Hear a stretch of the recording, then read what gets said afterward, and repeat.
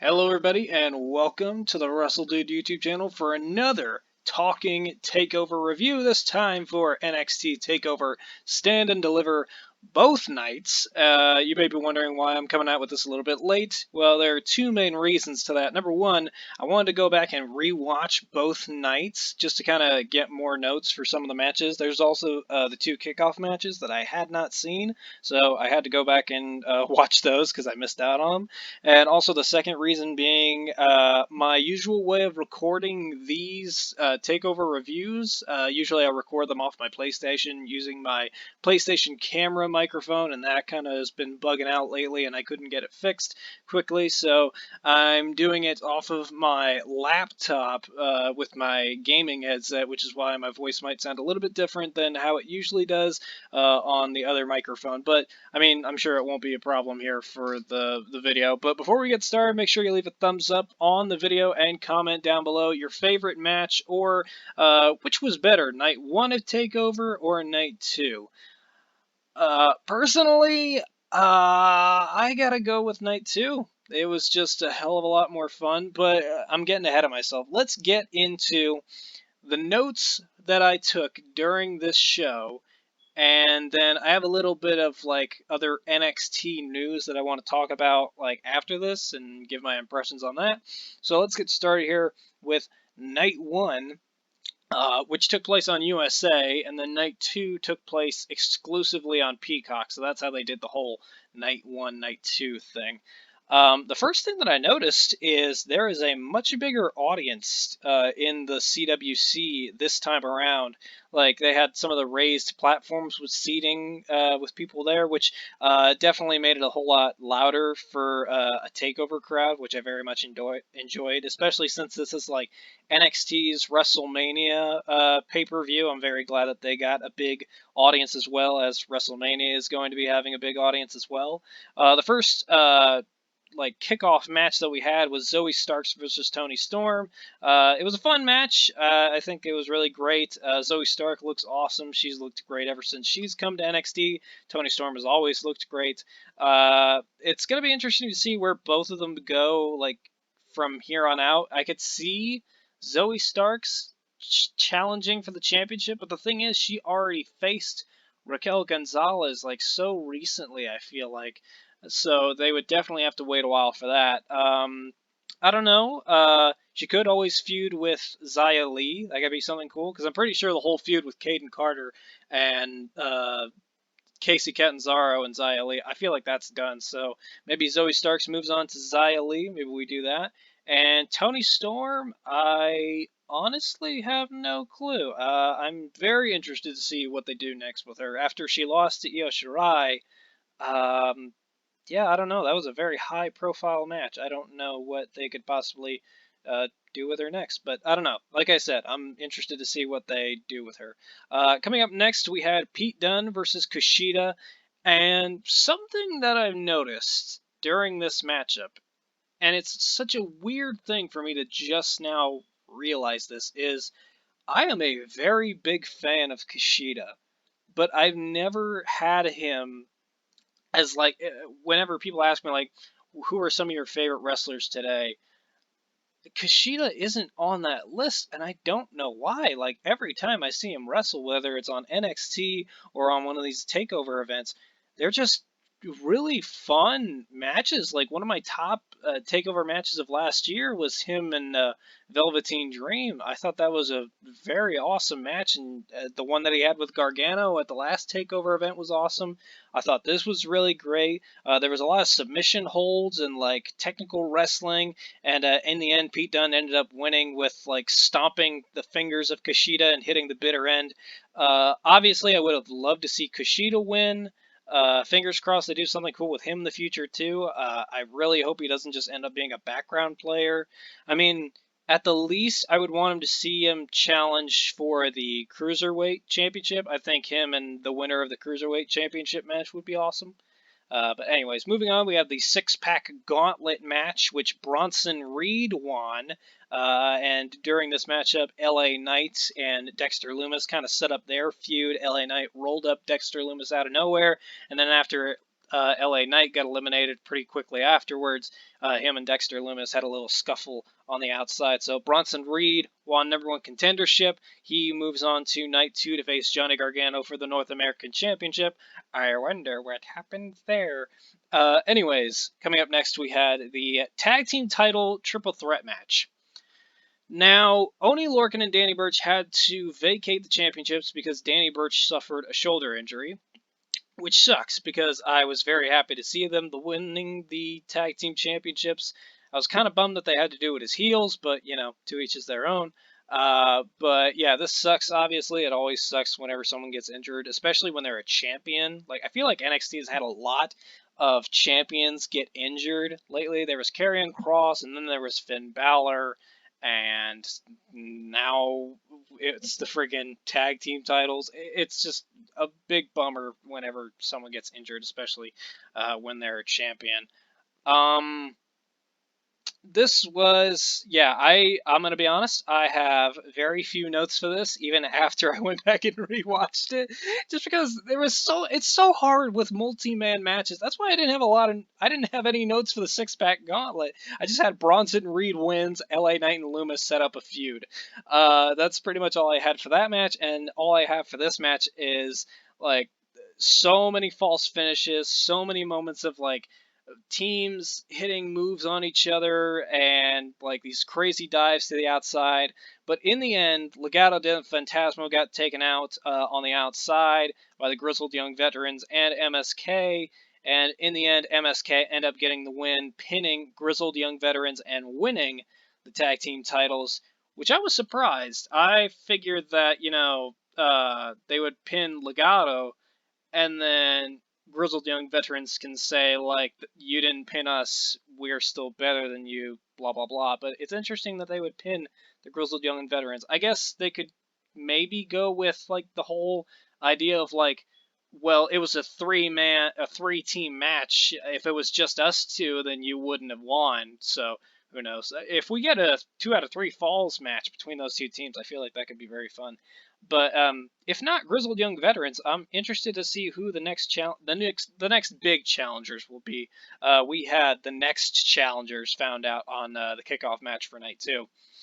But moving on, we have Walter versus Tommaso Ciampa for the NXT UK Championship, and my first note for this match is Tommaso Ciampa finally shaved his head. I feel like for the longest time he has been growing out his hair on his head, and it's gone in that like sort of toilet bowl area. Like the way I've been kind of describing him whenever he comes out on NXT TV lately has been super jacked grandpa, because there's a lot of like gray hair. Obviously he's an older man, so obviously he's gonna have some gray hair, but there was a lot of gray hair recently, and him coming out on NXT TV with like the hair on the top of his head the way it was just looks so weird. So I was very happy that this is the happiest I've been to see Tommaso Ciampa in a long time, just from shaving his head. Obviously you guys know, like, storyline wise, I'm always booing Tommaso Ciampa, but you know, having him do this, it was a very cool thing to see. And he and Walter had a really great matchup. At one point, Walter chopped the announce table in half. He was trying to chop Tommaso Ciampa's chest. Ciampa moved out of the way, and Walter's hand like cut the freaking like cover to the announce table in half. It was great. And the majority of the matchup, Tommaso Ciampa actually targeted the chopping hand of Walter to try and break him down and keep that weapon away from him. But in the end, Walter ended up coming back with some brutal power bombs and strikes and ended up winning with a giant chop to the chest, caving in Tommaso Ciampa's chest and retaining the NXT UK Championship. I'm going to be interested to see where things go with Imperium and Ciampa and Thatcher and all that stuff. I'm interested to see where all that goes. But where we're going is the main event of Night 1. Nice segue there. Night 1's main event was Eoshirai versus Raquel Gonzalez for the NXT Women's Championship. And this was kind of similar to the last match. This was a story of Raquel overpowering Eoshirai at several points during the match, and Io just trying to break her down. And towards the end of the matchup, the biggest moment of the matchup, towards the end, Eoshirai hits a meteor on the rampway, and Raquel Gonzalez gets hit, Eoshirai is nowhere to be seen. Raquel stumbles back up to her feet. She's looking around. Where is Io? Camera pans up, and there's this giant skull on the entrance ramp for this show. And Eoshirai, much like she did at Takeover in Your House, dives off the top of a skull, which was an awesome visual. I'm so glad they got so many camera angles of this. It was so cool. I'm sure it's going to be used in a lot of recap packages and highlight packages for many, many years to come, and rightfully so. It was a very fun moment. And then back in the ring, Raquel actually ended up kicking out of Eoshirai's moonsault, which was pretty cool.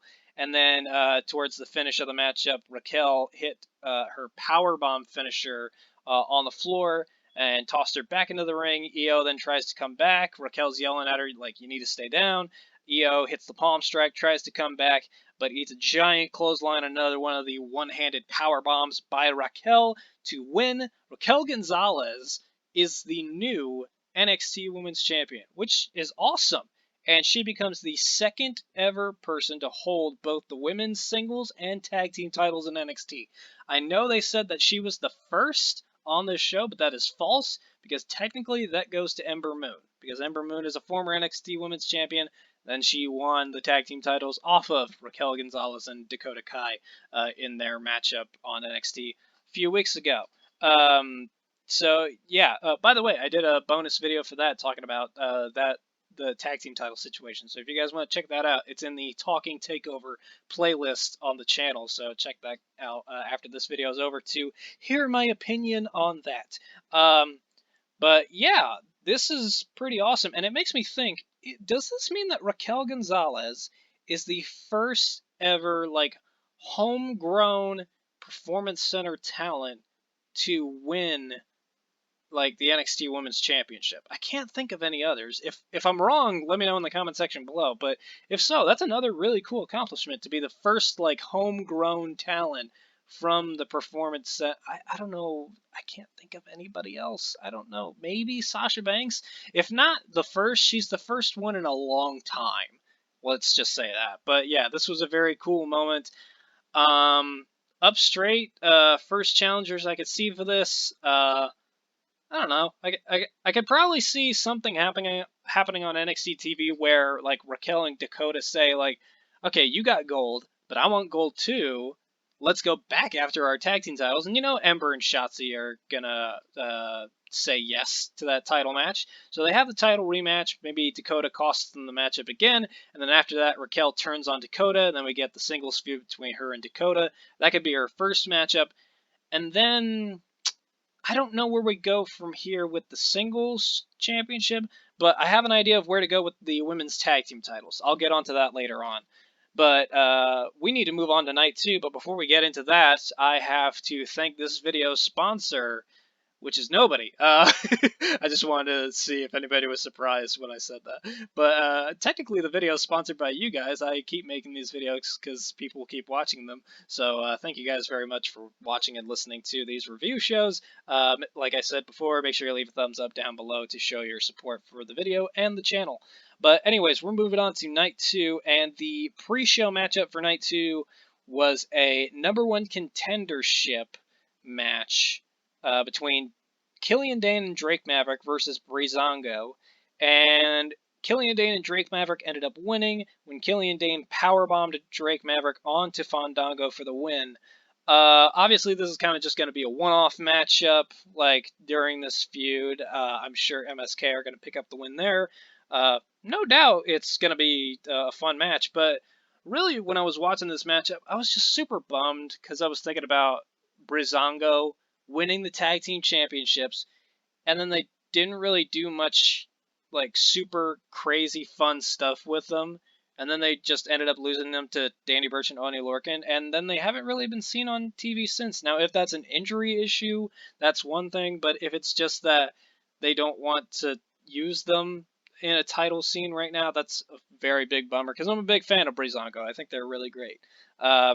But moving on, we have Jordan Devlin versus Santos Escobar in the Cruiserweight ladder match. And it's funny, when the tag team titles got vacated, I put on Twitter that I would love to see Grizzled Young Veterans versus MSK in a tag team title ladder match, but apparently they took that tweet wrong and thought I wanted it for this matchup.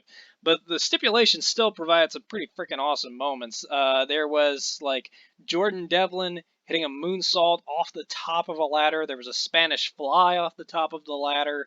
And Escobar ended up winning after shoving Jordan Devlin off of one ladder through a ladder that was set up in the corner, and Escobar celebrated on the rampway with his son, who was wearing like a luchador mask, and the rest of Legado del Fantasma. So, yeah, Jordan Devlin goes back to the UK to fight for their championships, and Escobar reigns over the cruiserweight division in NXT. Very fun matchup. Another instance of why people should pay attention to the cruiserweights. So I'm very glad that they got to show off how great they are. Anyways, moving on, we had Ember Moon and Shotzi Blackheart defending the NXT Women's Tag Team Championships against Candace LeRae and Indy Hart. Well, both teams came out looking awesome. Candice LeRae and Indy Hartwell, they came out in like their gear, like their superhero gear from that like one painting they showed on NXT a while back. It looked great. And then Shotzi and Ember had awesome like freaking post-apocalyptic like warrior outfits. That's the best way I can describe it. But yeah, this was a fun match. We've seen it before, but I feel like they did amp it up quite a bit here for TakeOver. And it's been really cool seeing Indy Hartwell used a lot more this past year. Like, I remember a year ago, like, she was losing to people super quickly. And one of the people that she lost to was Mia Yim, so I was happy about that. But it's cool to think, like, looking back, what she was doing last year, and now she's a part of one of the funnest factions in WWE. I think maybe one of the only factions in WWE right now, but in a very fun faction. But fun didn't bring out the win here. Shotzi and Ember retained after Ember hit an eclipse on both women, and Shotzi hit a senton onto Indy Hartwell for the win. Now, my thought process for this. Who challenges Shotzi and Ember next? So, you guys heard my thought of having Raquel and Dakota go after them, and then Dakota costs the match. Raquel and Dakota have a singles feud.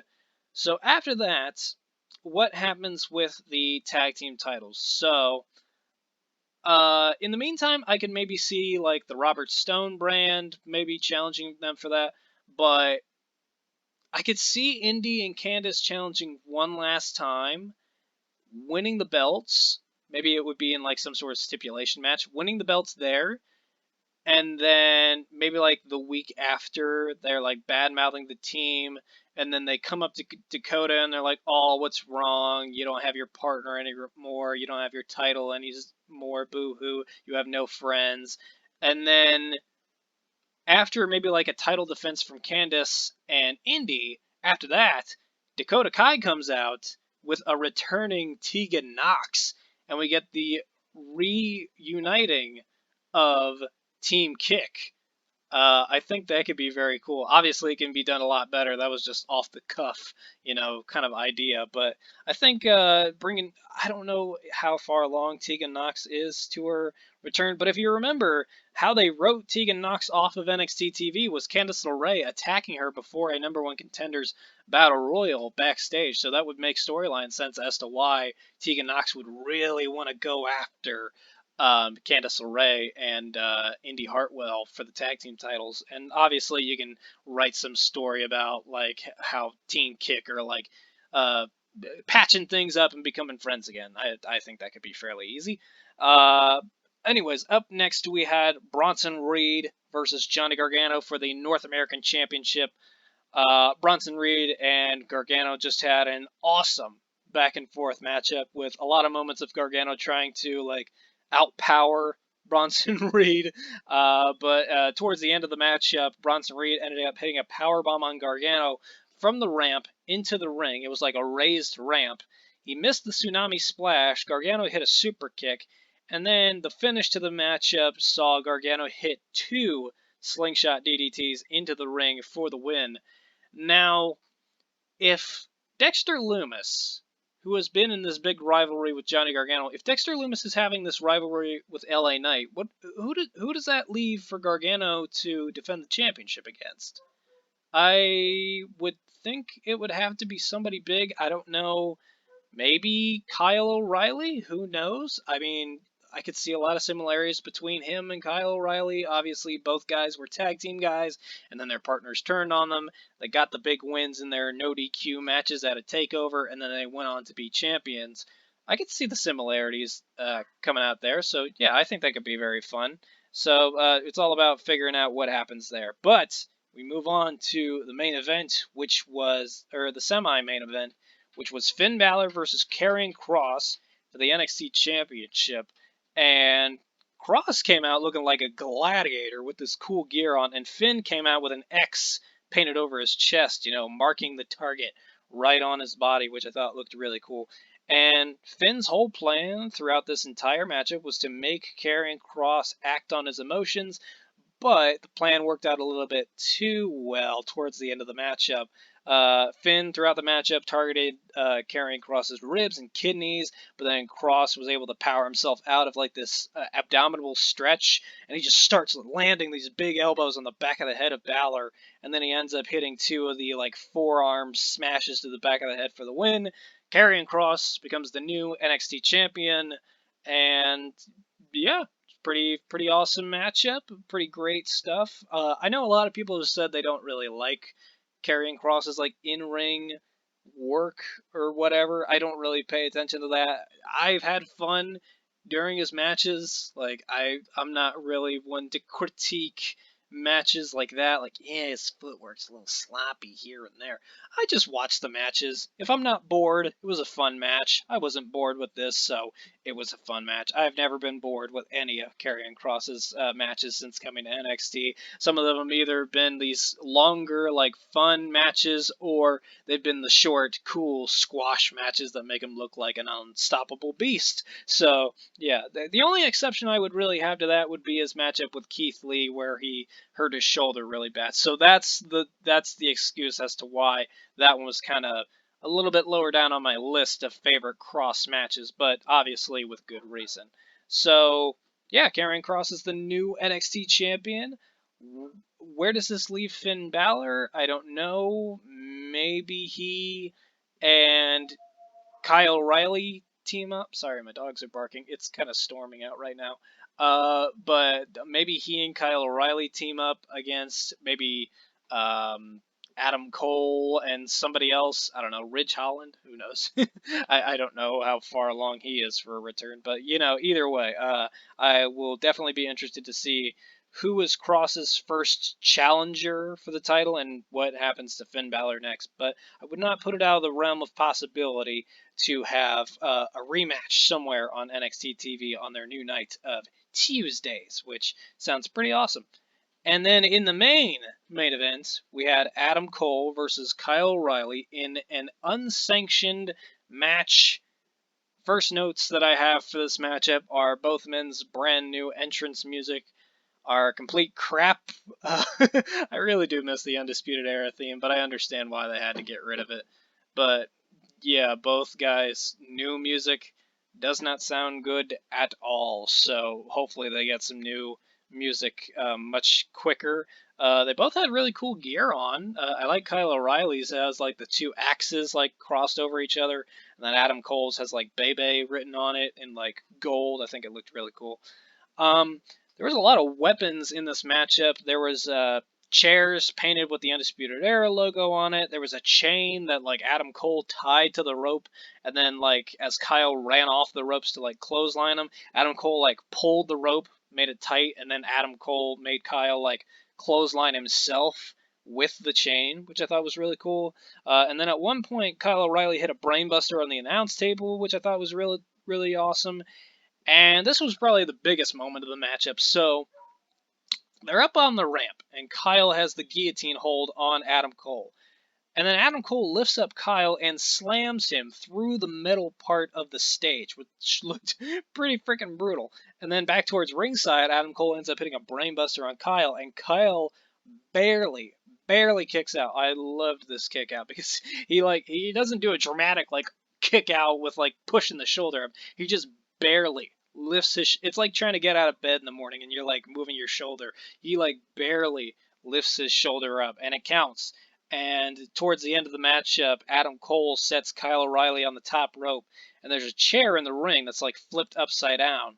And he's like bad mouthing Kyle, and then Kyle hits a low blow on Adam, and Adam Cole hit a low blow on Kyle earlier, and obviously during the feud, so this is kind of payback for him. And then Adam Cole falls off the top rope. He kind of lays across the sat up chair, and Kyle takes the chain, wraps it around his knee, does a knee drop off the top rope onto Adam Cole, who was on top of the chair, makes the cover, doesn't hook the leg or anything like that. He's like grabbing at his ribs. He just tosses his body over Adam, makes the pin, gets the win. Kyle O'Reilly wins. And I kind of posed the question, what happens for him next? Like I said, the idea of him facing Gargano for the North American Championship could be cool. Honestly, I could see them going for a rematch with this, but they could maybe do it kind of like how they did the Edge and Randy Orton feud, where they did the weapons match first, and then Orton came back and said, like, you couldn't beat me if it was a straight up wrestling match. I mean, Adam Cole could maybe do that here. Or maybe we get Kyle O'Reilly versus Roderick Strong. Who knows? But yeah, it's going to be interesting to see where both guys land after this. But yeah, that was both nights Takeover Stand and Deliver. But I want to talk about some interesting news here out of this show. Like I said, who challenges Cross and Raquel? I'm sure we'll find that out soon enough. But I wanted to talk about Taya Valkyrie. So the past couple of weeks on NXT, they've been running these vignettes for like Taya Valkyrie's debut, and it's just been like her dog running around like the performance center and stuff like that, and then like standing at her feet. And they debuted her name, and it's Frankie Monet. I do not like that name. I don't like a lot of the more recent like names changed for like NXT, but there's been a ton of name changes that I told myself like I don't like this, and then sooner or later I just ended up like getting with it. Like Cameron Grimes, Trevor Lee was one that I did not like at first, but then he started working the gimmick very, very well, and so the name just kind of soothed with it. Karrion Kross, Killer Kross, that one worked pretty well for me. Yeah, I don't like the name, but I'm sure she will be able to make it work. So I'm happy to see her on NXT. We'll see what happens. It's gonna be interesting if she starts bringing her dog to like ringside. That could be interesting. That could be a fun distraction during matches. Like, look at the cute little puppy. Um, yeah. Anyway, the other notes that I have here, I just wanted to put in this little note. I'm loving Xia Li's stuff. The little feud with her, Casey, and Caden was fun. I'm interested to see what she moves on to next. And I posed the question earlier, Tegan Nox, could we be seeing her return anytime soon? Who knows? I know she had a very brutal injury. I think it's now been a whole year. I could be wrong. But I think it's been a whole year, and I don't know. Hopefully she gets back very soon. I was a big fan of her, and hoping that when she does come back, she gets to do some awesome stuff. Maybe go after the women's championship. That could be pretty cool. Seeing her win the women's championship from Raquel Gonzalez. Highly unlikely, but I can dream. But yeah, that's all I have to say about NXT currently, and my notes for NXT Takeover Stand and Deliver. I thought both nights were awesome, but like I said, I would pick night 2 over night 1 just because it had the back-to-back main event awesome matches of Finn Balor versus Cross and Adam Cole versus Kyle O'Reilly. A lot of other great stuff on night 2, but night 1 was also awesome. We've got a new women's champion, we've got new tag team champions, we've got a new NXT champion, and we've got a brand new Kyle O'Reilly setting out on his own future in NXT. What happens next? Where does he land on the next TakeOver event? We'll find out when that day happens, and when that day does happen, I will be here to do the review for it on NXT Talking TakeOver Reviews on the WrestleDude YouTube channel. Thanks for listening.